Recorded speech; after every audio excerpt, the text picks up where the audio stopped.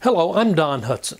I want to talk to you today about the old school versus the new school of professional selling. A lot of people say, well, we have veterans, only highly experienced people in our organization, so we really don't need any training. But, that's not the question. The question becomes, are they subscribing to the latest and best practices? Are they using the words, the phrases, the concepts, the skills that enable them to really engage with their customer in a manner that builds trust rather than creates stress? The best indicator of this premise is our vocabulary. It's what we say, it's how we say it, the inflections we use, the sincerity that we tend to project that determines whether we are engaging and building strong relationships with high trust or whether we might well be creating stress on the part of that person we're talking to. People tend not to buy when they're under stress. So let's take a look at the concepts of what this premise can really mean for us. Somebody said one time that knowledge is power. Well, let me tweak that a little bit for you in a manner that I think will be helpful. Retain knowledge of the best practices, words, phrases we talk about here. That's what's critical.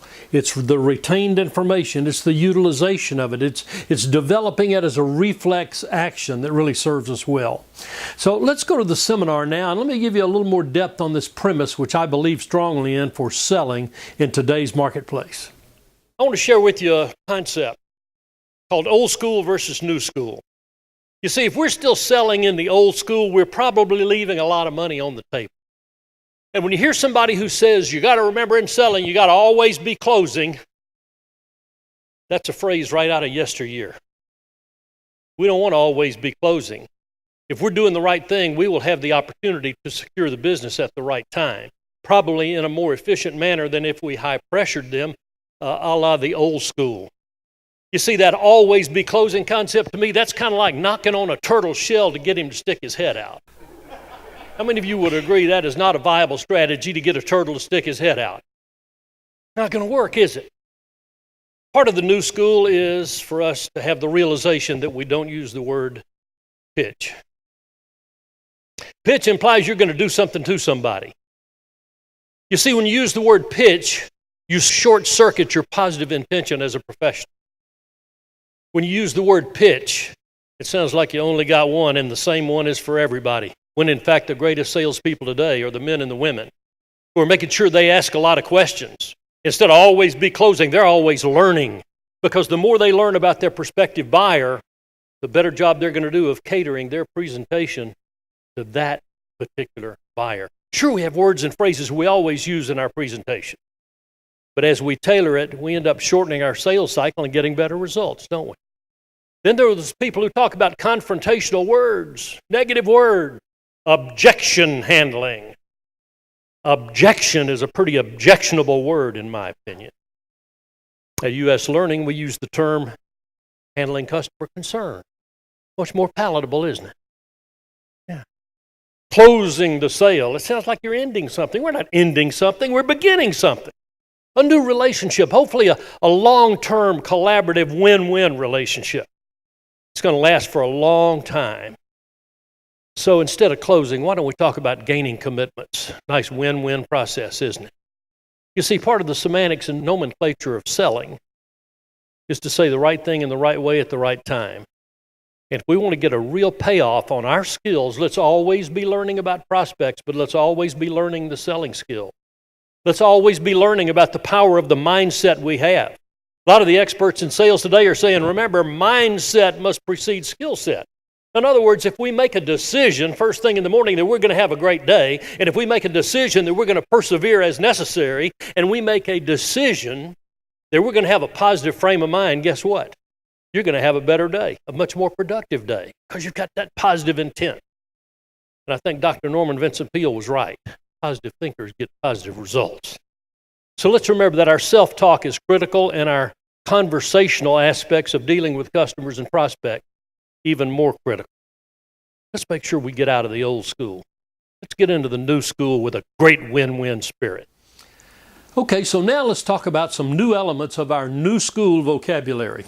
You see, in the old school, people talk about bids and quotes. Don't ever do anything to further the use of the word bid or the word quote, because what's the implication? The low number gets the business, right? Well, we want to offer differentiated solutions where we can sell value rather than be vulnerable to price. So let's don't talk about bids and quotes. Let's talk about proposals. Hey, can you get me a bid on our elements discussed?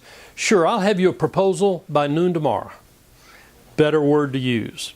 People say cold calls. Most people don't like to make cold calls. They're not fun. Making calls on total strangers in a cold manner. Well, we're psyching ourselves out before we ever pick up the phone or walk in the door. Let's call them new calls. It's a new opportunity to meet a new prospect or ultimately a new customer many times. People use the word peddler. We still hear that from time to time, but don't you ever use it. We don't want to further the negative image of selling. Let's consider ourselves sales professionals rather than peddlers. And I hate the term I still hear once in a while called the hard sell. If you're using the hard sell, you're creating a lot of obstacles for yourself. Let's call it a collaborative approach to helping people solve their problems. Much more favorable reference. Then people talk about the pitches, and the pitches always precede any in-depth conversation, if there's any in-depth conversation at all. So let's say a presentation follows in-depth needs analysis as a much better point of reference. Let's ask the questions. Let's learn the needs, the desires, the priorities, the problems of that prospective buyer. Then we're going to give a better presentation, hopefully that is tailored to their specific needs. Then we got some of those people who will manipulate to get the order. Let's don't do that. Let's build trust to create customers for life. Much more palatable process of building a sales career. Then we have the people who push for transactions. Let's get it done. Close the deal. Get the name on the dotted line. Well, we know that's important. But if we collaborate with people for long-term sales results with a problem-solving spirit, we're going to get more orders and bigger orders over a longer period of time. Then there are techniques that create suspicion on the part of the prospect. Let's use the skills that build trust and help us pave the way for that long-term relationship we hope to have. And then, of course, there's some people who call us vendors. Let's do everything we can to earn the right to be referred to as a trusted advisor, not a vendor. Now, let me share with you one other thought. Look at this slide, and you'll see that this is the undesirable model. You see, I have what I call Don Hutson's axiom of professional selling. I think trust and stress are inversely proportional in business relationships. For example, in this illustration, you'll see that stress is high, and that means trust is going to be low. What's the net effect of that?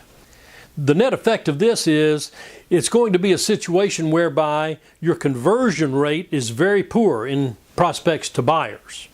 And your sales cycle, the length of time required to make the sale, is going to be elongated. That is inefficient as a sales process. Instead, why don't we use the desirable model where trust is high and stress is low, as would tend to be the case since they are inversely proportional. What's the net effect of that?